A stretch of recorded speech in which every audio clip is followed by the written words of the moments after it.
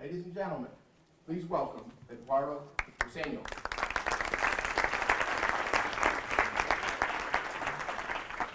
Thank you, Mark. Thank you so much. Thank you, everybody.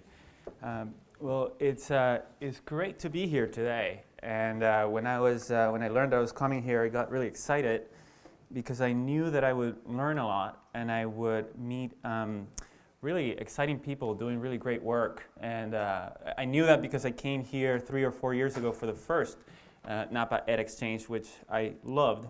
And I found the same thing this year. So thank you, everybody, for being here today and for sharing knowledge and co-creating knowledge together.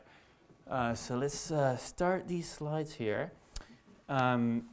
So thank you, and thank you to the organizers for bringing us all here together for this exciting event. I want to also thank Scholastic for sponsoring this session today. And Scholastic is a valued partner of Mindset Works. We have partnered with them to incorporate growth mindset principles into a math intervention product they have called Math 180. And they also distribute the Mindset Works programs to schools and districts to foster growth mindset culture. So it's been a great partnership, and thank you again for sponsoring this session here today. So I'd like to start by sharing a reflection that Bernie Trilling shared with us yesterday, and many of us attended his workshop. And Bernie had us do an exercise to reflect on what competencies we thought were important for students to develop so that when they become adults 20 years from now, they can thrive in the world. And we all kind of generated ideas, and we had a longish list of ideas that included the 4 C's or the 6 C's and a lot of other things that most people in the room, including myself, agreed with, and we thought that they were important competencies for students to develop. But Bernie had a perspective around one competency that was most important, that was more important than all others. Does anybody remember what that was? Learning. Yeah, learning. And I couldn't agree with Bernie more, that lifelong learning is the most important competency for students to develop. Because the world, and he had us envision, as part of that exercise, he had us envision what the world might look like 20 years from now. And we all had ideas that probably were partly true, but we also talked about, well, it's really hard to predict the future, and in reality, the world 20 years from now is probably going to look very differently than the world we would envision today. And think about, if we had tried to envision the 1980s from the 1960s, how difficult that would be, or the 2000s from the 1980s, how difficult that would be. And the rate of change is increasing, right? So every 20 years, there's more change than in the prior 20 years. And we're not trying to prepare the students for 20 years from now, but how about 40 years from now, 60 years from now? They're going to live a long life. So how can we predict all the competencies that they need to acquire other than if they continue to learn and to drive their learning throughout their lives, then they can learn what they need in order to thrive from that world.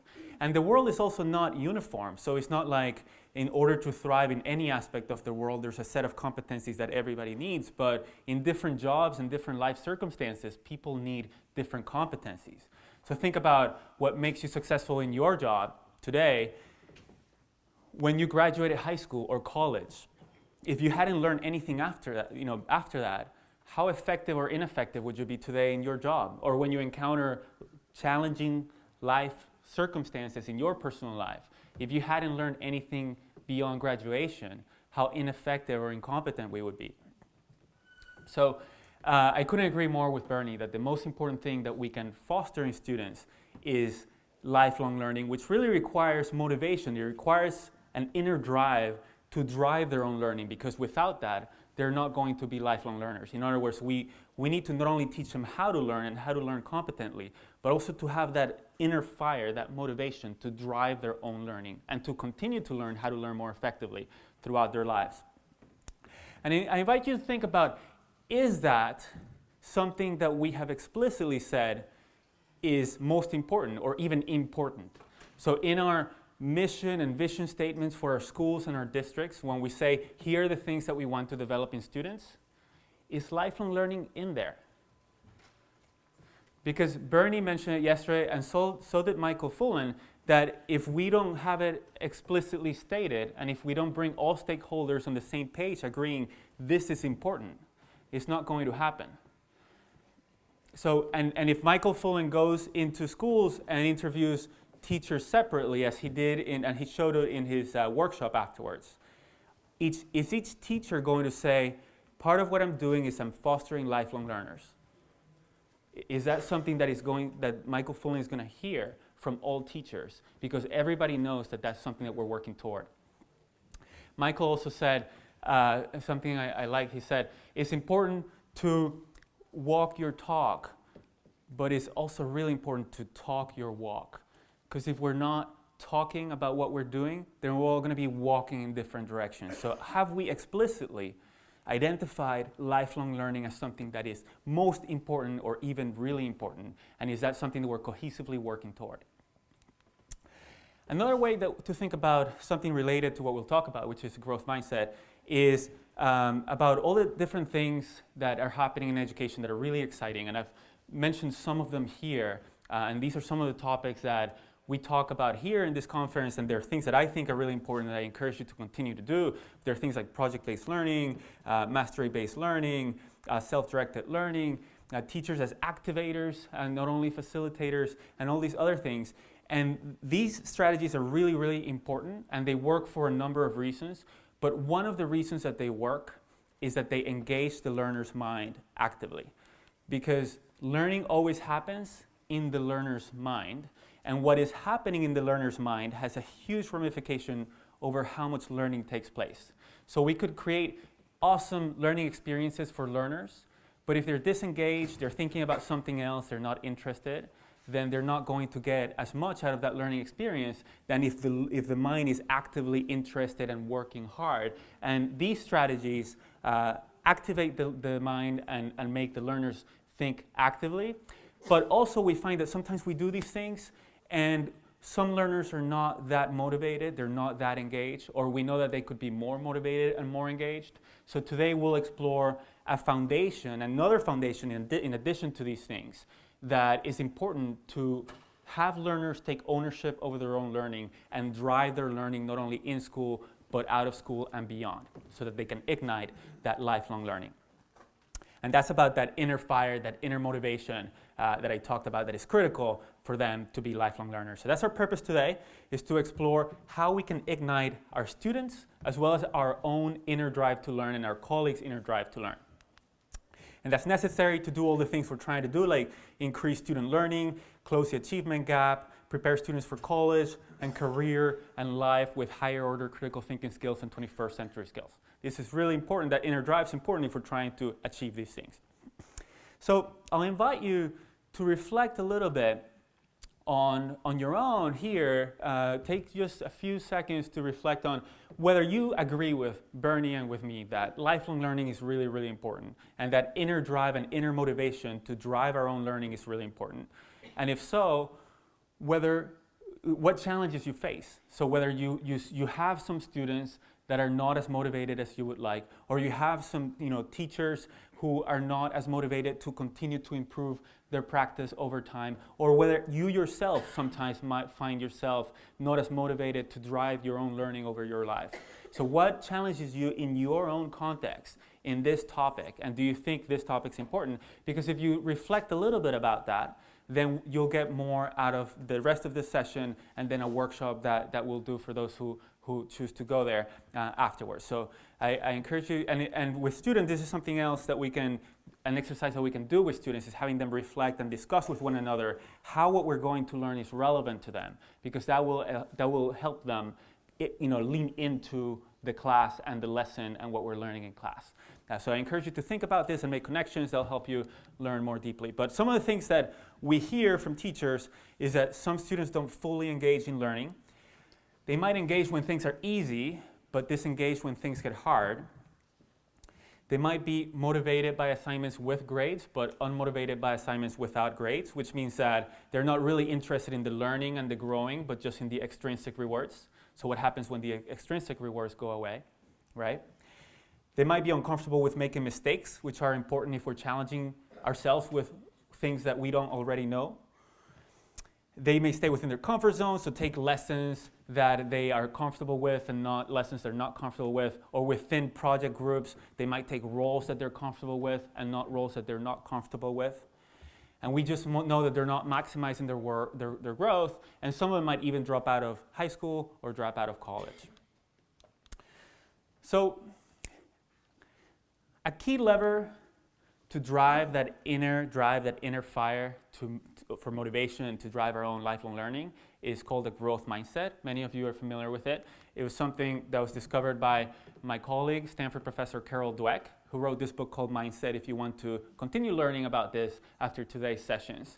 But what Carol discovered is a worldview that we all have, a view of ourselves and of other people that drives our behavior and drives our learning.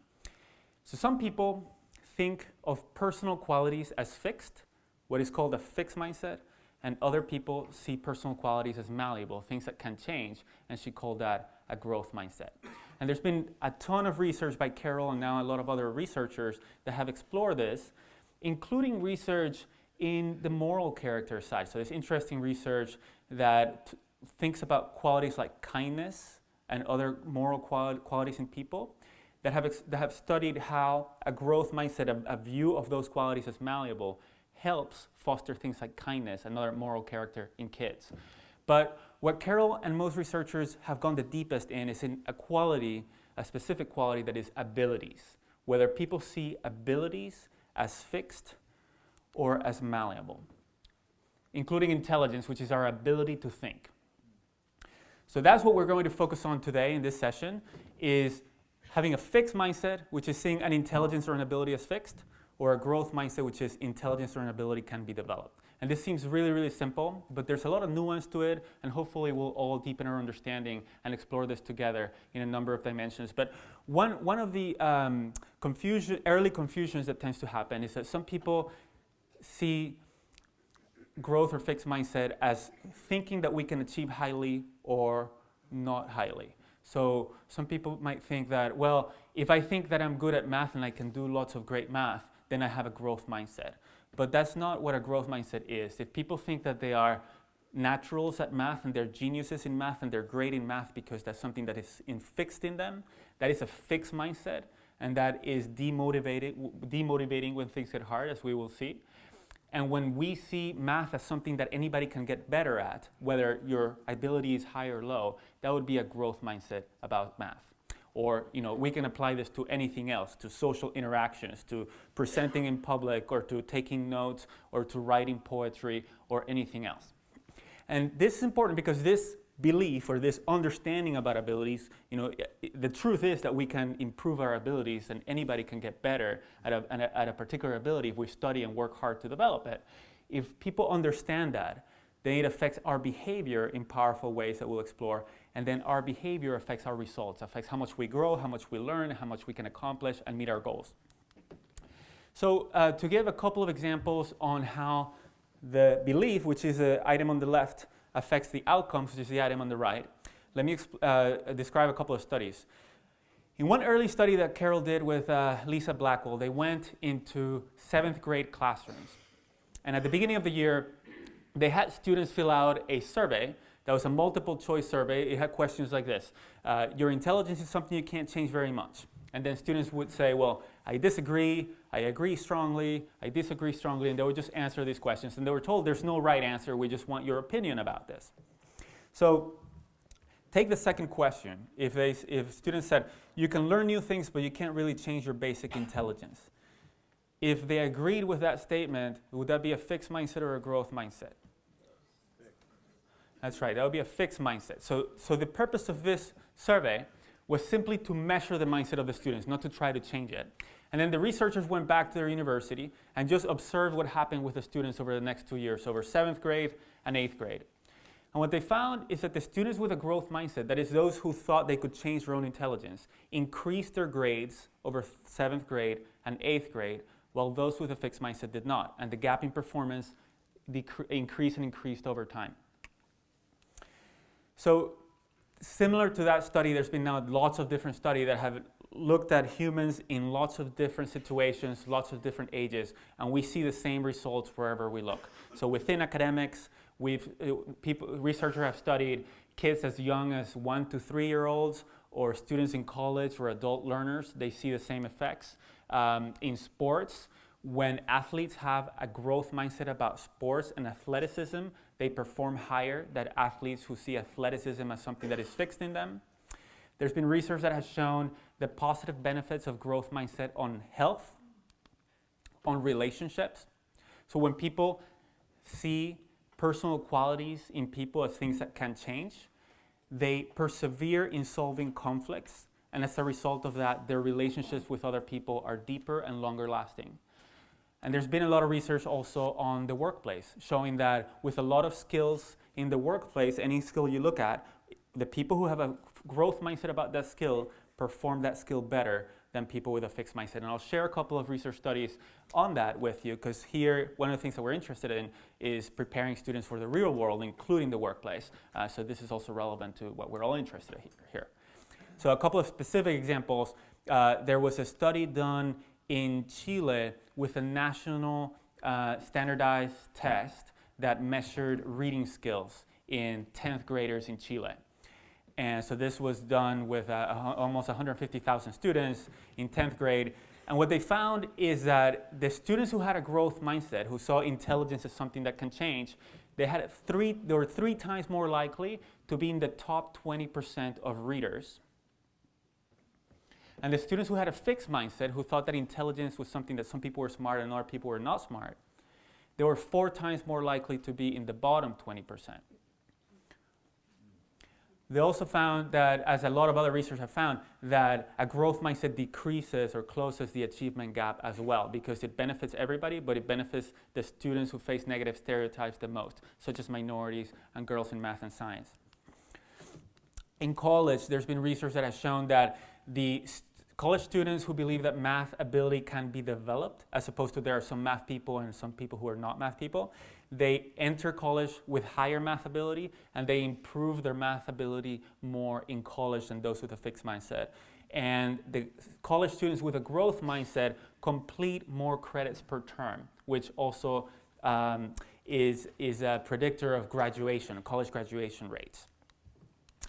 In the workplace, again, we've looked at a couple of different professional skills and what effect having a growth or a fixed mindset has on those skills. And one example is negotiation.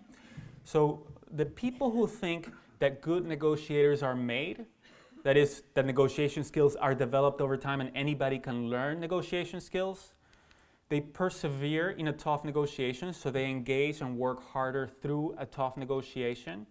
As a result of that, they create more collective value. So they find win-win situations. They find things that they can give that they don't care that much about, that the other person cares a lot for, in return for things the other person doesn't care so much that they care a lot about. So they expand the size of the pie. And when they're negotiating against people with a fixed mindset about negotiation skills, they also capture more of that pie. They capture more value. Similarly, managers who see personal attributes as fixed, they inadequately recognize changes in employee performance. So they tend to have these labels about their staff, like A players and C players. And when the A player, something happens and they stop showing up at work, or the C player starts working hard and making a lot of progress, the managers are kind of blind to it. They don't even see it. And they also are disinclined to coach employees and to give them constructive feedback that they can learn from. And in leadership, the people who see leadership as something that is developed and that leaders are made rather than born, they experience higher confidence in their own ability to lead, lower anxiety and depression-like symptoms in leadership situations, and higher performance in those leadership situations. So wherever we look, whatever age, we see that people with a growth mindset perform higher than people with a fixed mindset. So the question is why? Why does this happen?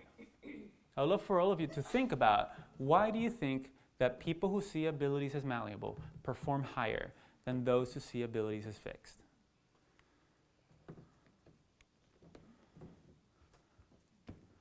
Do we have any ideas? It's a self-fulfilling prophecy either way. Self-fulfilling prophecy. Yes? They've developed an ability to learn. They develop an ability to learn. So you can also have a growth mindset or fixed mindset about our ability to learn and whether we can become better learners. Yes? Along the same lines, they see a failure as a learning opportunity rather than something that I cannot do. Yes. They take that, what they learn from that, and apply it and get better and better, getting better and better. They see failure as a learning opportunity. Yes, absolutely. So, yes, let me share, and I agree with all those three observations. There are a lot of consequences of having a growth mindset or a fixed mindset. Let me summarize three of them that are most powerful that we see in the research. So, as a result of seeing intelligence and abilities as fixed or malleable, there are three things that we see in people that are really powerful. One is how we see effort. People with a fixed mindset see effort as something that is negative and that only people with low ability need to expend effort. The people with high ability don't need to expend effort. So when they have to put effort into something, it makes them feel badly about themselves. It makes them conclude that they're incapable, that they don't have the ability. Versus people with a growth mindset see effort as something that we can all benefit from, and that they realize that the top achievers in any discipline work really hard to develop that level of expertise. And when they want to be challenging themselves and learning new things, that's something that they like and they want to be doing. Second is their goal. So there's been functional MRI studies that have looked at people's brains when they have done a performance task, a task. And what they have found, what the fMRI machines do, or the brain scans do, is they can see what parts of the brain are working hard and whether the brain is working hard or not and thinking. And what they have found is that the people with a fixed mindset, their brain becomes most active when receiving information about how well they perform, such as a grade or a score or a rank. That's what they're most interested in. Then the brain doesn't become that interested, it's not working very hard. But people with a growth mindset, for them, the brain becomes most active when receiving information about what they can do better next time, what mistakes they made, and what they can learn from those mistakes. So we see the brain working at different points in the tasks, depending on whether people see intelligence and abilities as fixed or as malleable. So in other words, for people with a fixed mindset, they're most interested in looking smart and improving that they are very capable. But for people with a growth mindset, they're most interested in actually learning and growing.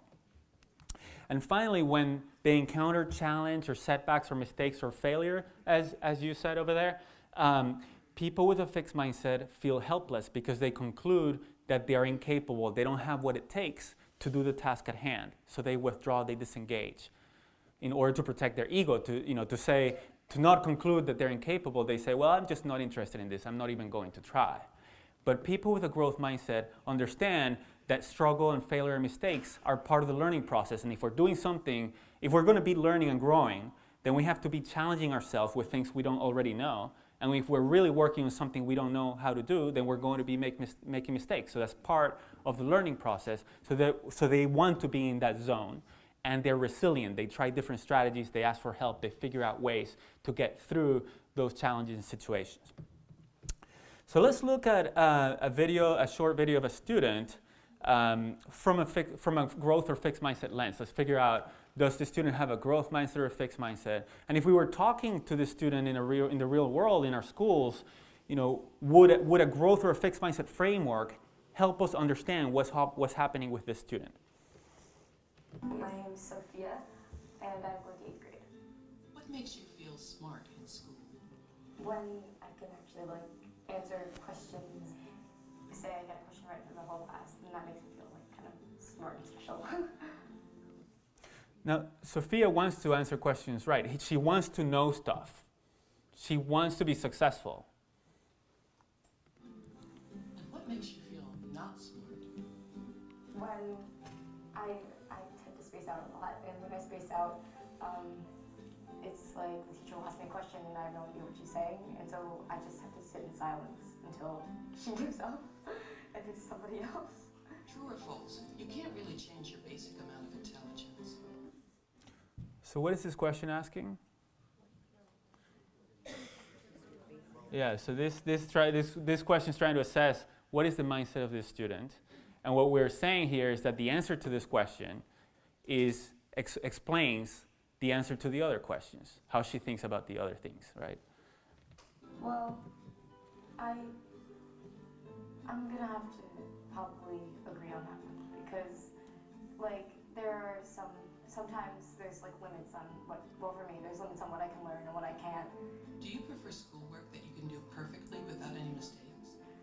True, definitely gonna agree because I think it's so much easier and quicker if you know it and you just do it right away and get it over with. You know? Do you like schoolwork that makes you think hard? Disagree.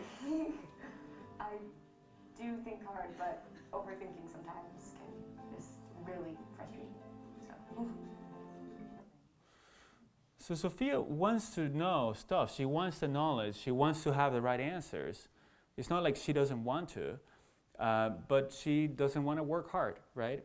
And we're saying the reason for that is that she sees intelligence as fixed. Okay? So we can see in Sophia, she sees effort as something that's negative. She wants to look smart, and when she talked about saying, about having the right answers in front of other people, and when things are hard, she just becomes quiet and waits for the teacher to give up. Okay. Okay, so we found that an effective way for all of us to deepen our understanding of mindsets is to reflect on where we each have fixed mindsets. Because the truth is, most of us, if not all of us, have fixed mindsets about certain things, whereas different abilities or in ourselves or in some students or in some teachers. And so I would love for us to take a minute to reflect on where do we have fixed mindsets, because that self-awareness is a first step if we are going to work to develop a growth mindset in ourselves or in other people. We have to work on that ourselves first and start there.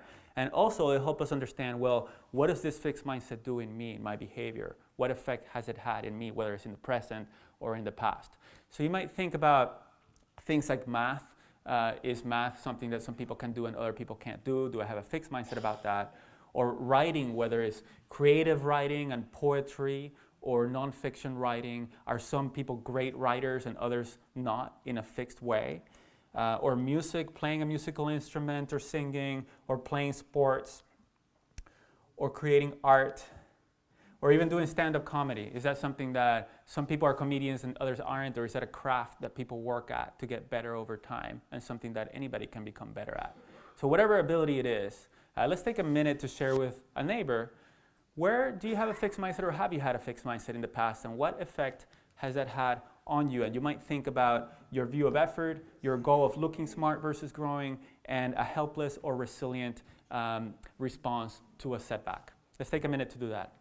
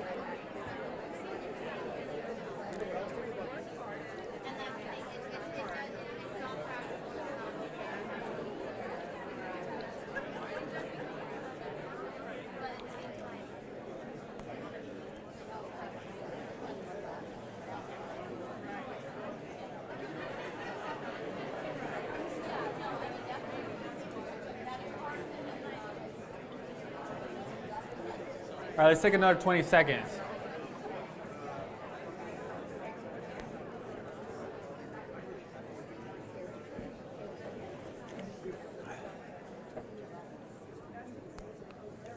Thank you. Thank you. Let's wrap it up. So thank you for sharing, and I know it was brief, but I encourage you to continue those conversations with people here as well as with your colleagues back in your schools and districts and with your family members. When we share where we have these fixed mindsets, it can help us better understand mindsets and also support one another in shifting our mindsets and becoming stronger lifelong learners. So I'd like to describe a study that will help us understand more about how these mindsets are developed, because the research shows the power of mindset, that people with a growth mindset perform higher. But something that's even more exciting about the research is that we can change mindsets, right? If we have a fixed mindset, we can develop a growth mindset. And that changes our behavior, that changes our learning and growth, and that changes our results. So here's a study that starts to give us some ideas about how that happens, or one of the ways that that happens. So in this study, Carol Dweck and Claudia Mueller had 5th graders work on a set of puzzles that looked like this. It was a problem-solving exercise, okay, where the students were asked, okay, figure out which of the pieces in the bottom goes in the piece in the top. And they had a set of these things. They had to do several of these things. They would find the solution and go to the next one. And the set of puzzles was at an appropriate level of difficulty for these students. So after this problem-solving exercise, the students were randomly assigned to hear one of two things. Some students were told, wow, that's a really good score, you must be smart at this. And other students were told, wow, that's a really good score, you must have tried really hard. And there was actually a third group, that was a control group, that just heard, wow, that's a really good score. And then after this, a number of things happened equally for all the students. The only difference in the study was whether they heard, you must be smart at this, or you must have tried really hard, and then that created some differences that we'll explore. But the first statement here, you must be smart at this, is what we call intelligence praise, because it portrays intelligence or abilities as fixed. It's saying, you must be smart, that's why you perform well. So when people perform well, the explanation is that they're smart, and smart is something that people are or aren't. So it portrays a fixed mind. It's saying, I have a fixed mindset about whether people are smart or not, and you are smart. And what we want is for them to conclude that they're smart, but the deeper lesson that they learn is that people are either smart or not. It puts people in a fixed mindset. The second statement is effort praise. You must have tried really hard, is praising what students did, their behavior, their choices, so rather than whether they're smart or not.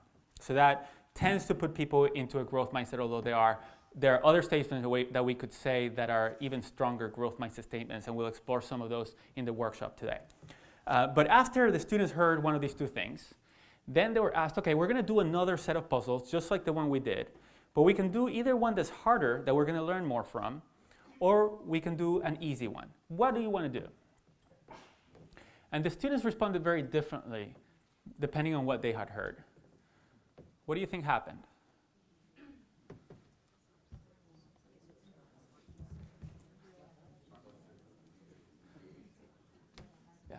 The learners wanted to try a harder one, and then those with a fixed mindset wanted to try the easier one. Okay, and which ones were the learners and the ones with a fixed mindset? They heard what?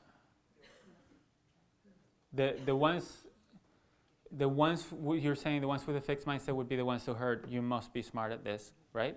Yeah. So that is what they saw, right?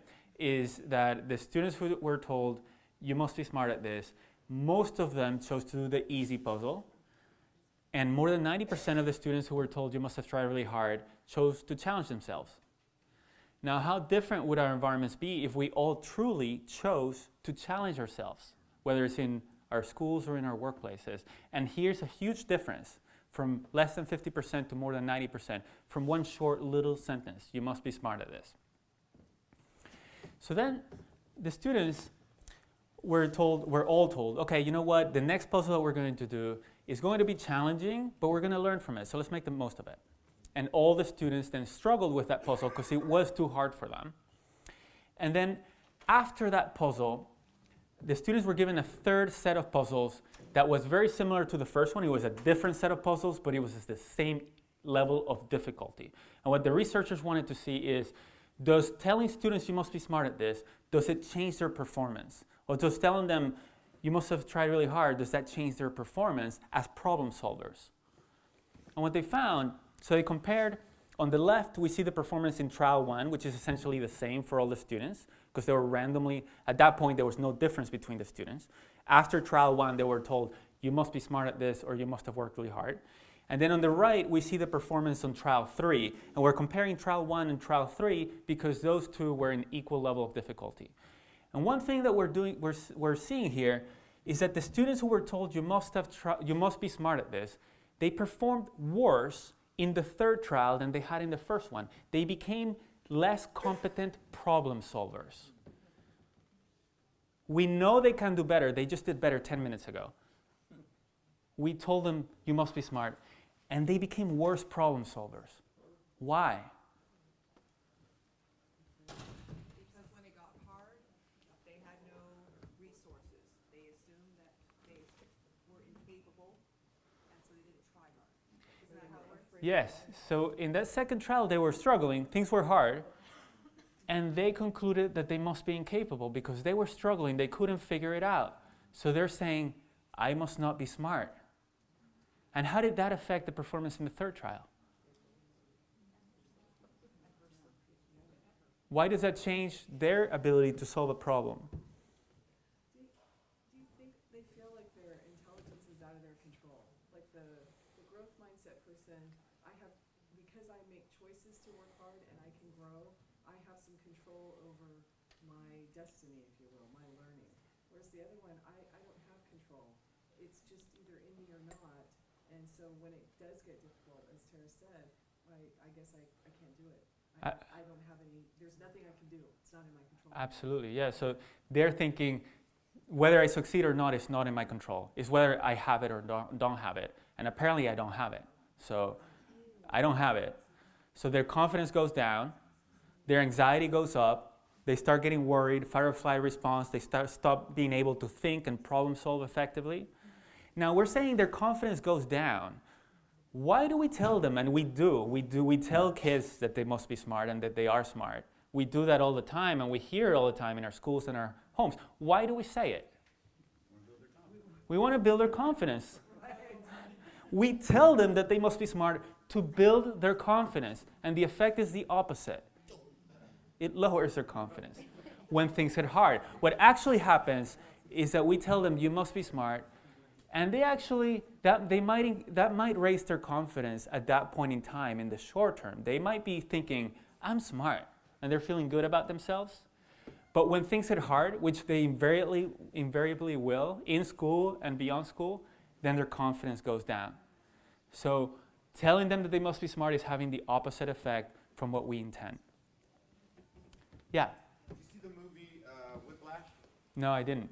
It's about this music teacher he's a band leader, and he just pressures the heck out of these students, throws stuff at them and tears them up. One of the things he says, he does some very bad things, and so he ends up not doing it anymore. But they go back to him, and the guy goes back to him, and he says, one of the worst things we can say to kids is, you know what, you tried really hard. And so I think there's that sense in our society that, you know, it's not just about try. You know, Yoda even said that. You know, there is no try. You know, do or do not. So I think that we built that kind of sense in our society that's challenging to change that intuitive part about teachers, about people, about kids, or in those folks. Yeah, absolutely. And we'll dive into that a little bit later today and also in the workshop, because sometimes trying hard is not enough. Like saying students to try hard is actually like not clear enough. We have to go deeper than that. But Superintendent Sweeney, did you have something else? I had a question. Yeah. Did any of the researchers study saying both of those sentences? You're smart, and I know you can struggle through this to get this. Has anybody done both of those instead of either? Yeah, right. Has any done both? And is there? I have not seen research that has looked at both. You know what I mean? Yeah. Combining the sentences. Yeah, but it seems, but I have not seen research that has combined both. But we are seeing that the message of you are smart. So what we have seen and what we see in a lot of the schools that we serve is some schools choose to use the word smart, but they are very careful to define it. What does smart mean? Well, smart is something you become. Smart is something that you can get better at. You can increase your ability to think by doing X, Y, and Z and working hard and continuing to think and think better. And so then they said, they use the word smart in their cultures, but they take a lot of care to define it. Smart is something that is malleable and that you become, that you work to get better at, rather than something that is fixed in you. And so and then we could talk about why the students with a growth mindset did better, and something that seldom comes up in those conversations is that they learned how to solve the problem. I mean, they became more confident, they worked harder, and those are reasons. But also in that when they struggled in that second trial, they were thinking about colors and shapes and trying to solve problems. And as a result of that, they became better problem solvers, which is what we want students to be doing in school. We want them to be learning. And so a growth mindset puts people in a learner mode, and when there's a learning opportunity in front of them, such as a hard problem, they take advantage of that to learn how to solve problems better, and then you can see that as better performance in that third trial. So finally, after all the students did that third trial, they were asked to report their scores to students in other schools that they will never meet again, and the students who were told that they must be smart lied about their scores over 3 times more often than the students who were told they must have tried hard. They lied about their scores. They didn't have another strategy to cope with their failure other than, I'm incapable. And so they lied about it, probably to themselves, not only to other people. So we could see here the different view of effort, whether people want to challenge themselves or do the easy thing, where they're most interested in looking smart or in actual learning, and where they feel helpless or resilient in a time of struggle or challenge. Now, you must be smart at this is something that, again, we see a lot in our schools. We use ourselves. We want to build students' confidence. It has the opposite effect. So I invite you to reflect on those messages that we send students that are in our society for sure, and we have to counteract that. But it's also in what we're doing that is sending those messages.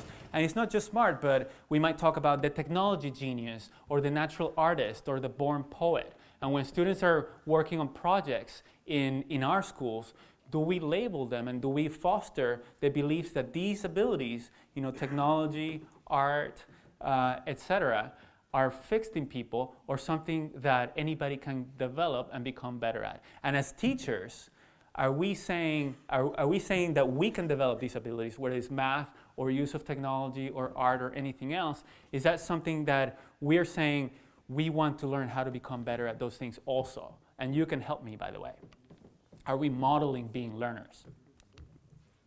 So what can we say instead, right? When students, instead of, we often tell students that they're smart.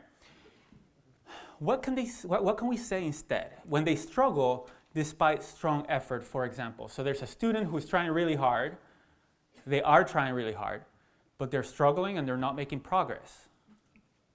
What can we say that would foster a growth mindset in them?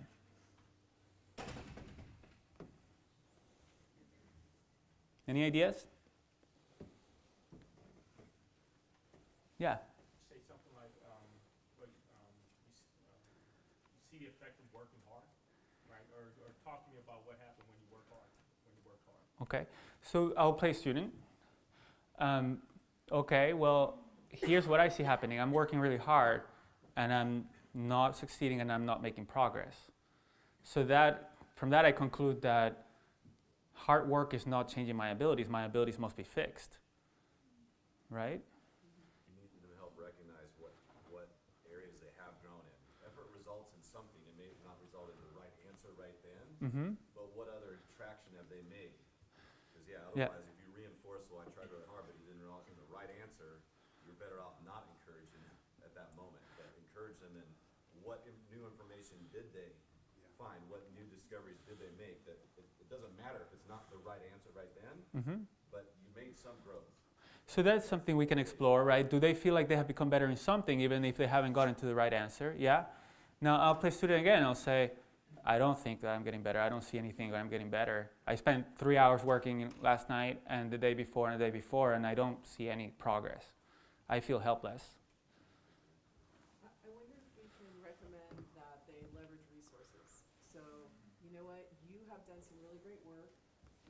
Maybe you've made some mistakes or you haven't seen the growth you want. So what else can we do? Who do you know? What do you know? What resource do you know? Where we can go and get some pinpoint help, right, to drive you forward. Because you're working hard, let's leverage that. And maybe starting to talk about resources, and not be ashamed to go outside yourself to find something. What else can we do, right? You can change what you're trying to assess, what the child understands, what you're trying to measure. That influences their belief as to what success looks like, as opposed to a statement of a fact or a particular piece of knowledge. So yeah, assessments and how we measure progress obviously like has messages about growth mindset or fixed mindset. Now, I want to emphasize that if what we're doing is what you said, which is if what we're doing is not working, then working hard includes figuring out what's not working and what else we can try. What else can we do if what we're doing is not working? If our learning strategies are not being effective for us, what other learning strategies can we try?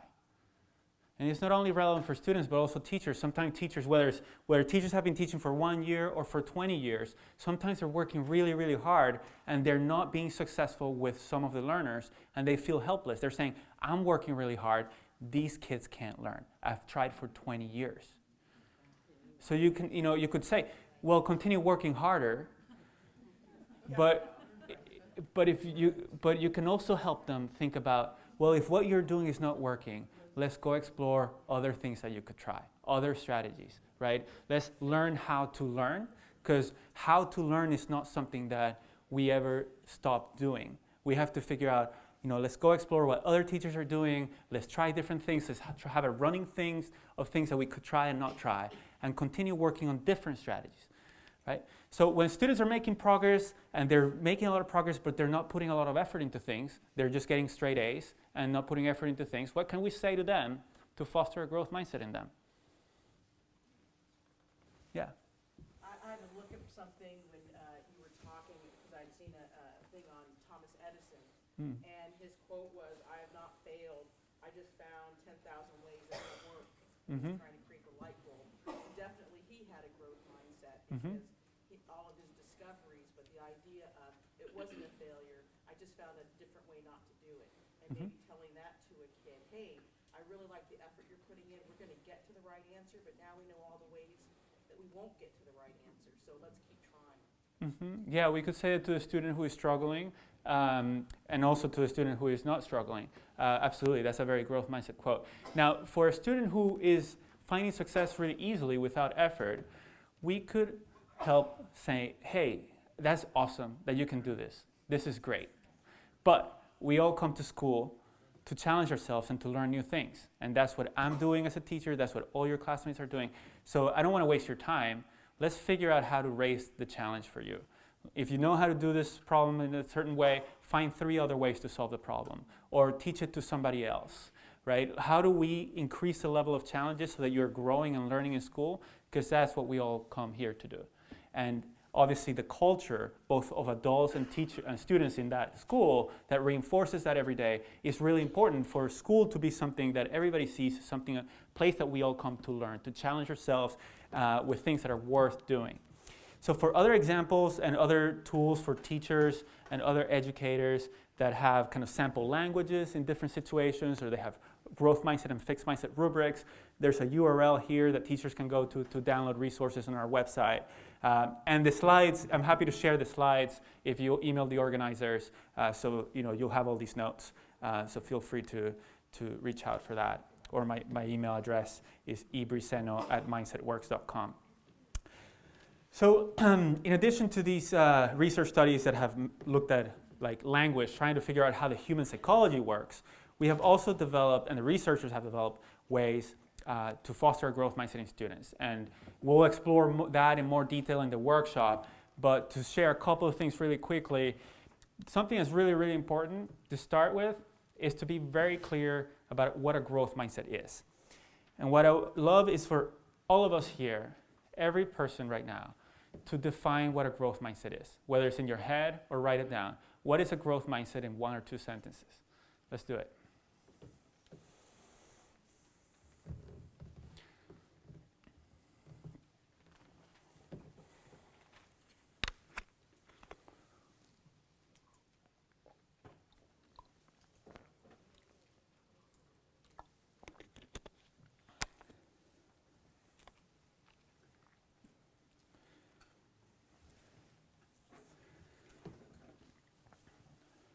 All right, so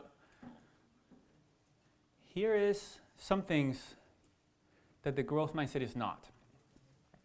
It's not encouraging one another. It's not seeing effort as a good thing. It's not challenging oneself. It's not persevering and never giving up. And it's not learning from mistakes. Who had one of these things in your definition? Okay, great, so some of us. Great, so I'm glad that some of us had what it's not in our definitions, because otherwise we would be doing something that we all know how to do, which is a waste of your time. So I'm glad that we have some confusion in the room that we can learn from. So what is a growth mindset? Who wants to take a stab at what a growth mindset is? Yeah, Mark. Understanding that intelligence can be developed. Understanding that intelligence can be developed. So that is it. Understanding we can develop our abilities, whether it's intelligence or any other ability. And it's important that that be the definition, because that's what the research shows. That belief leads to all the other things that are listed here. And what often happens is that we know that these things that are listed here, these behaviors, are going to make students successful. And when we don't see them happening, we try to change those behaviors directly. So we tell students, you have to work hard, you have to do your homework, you have to ask questions. And what the research shows is that that doesn't work. It's not as effective as building the understanding that they can change their own abilities. It's not a bad thing to do, to ask students to work hard, but you also have to be clear about how do we help them understand that we can develop our abilities, because then it's going to be more effective. And one way that we've done it is by creating a workshop, a class for students to learn about how the brain works, and in particular the plasticity and malleability, of the brain. So thinking of studying about research studies on the brain, on rats, showing that the brains of rats in stimulating environments are harder working and are denser than those of rats in boring environments. Or when you look at the brains of cab drivers in London, they have a bigger and denser hippocampus than other people, because they're always working to remember the street names in the city. This was before GPSs.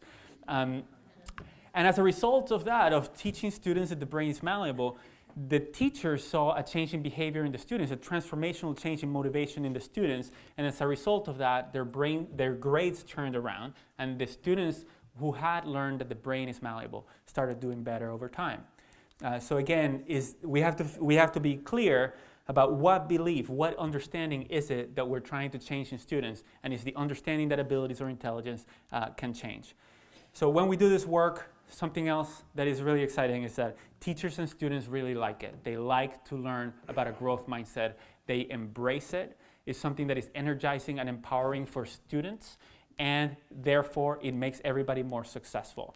And we see teachers developing more of a growth mindset, decreasing their attribution of failure to a lack of ability, and increasing their adaptive practices instead of the maladaptive practices. This was a study done in our online growth mindset teacher training. And similarly with students, like 85% of them enjoy and value learning that the brain is malleable. This was done with our curriculum called Brainology. We see that in standardized test scores. And something else that the research shows that I mentioned earlier is that doing this work on growth mindset is beneficial for all students, but it's most beneficial for students who face negative stereotypes. So as a result of that, it narrows the achievement gap. And this is a free literature review that shows some of the research studies that show that.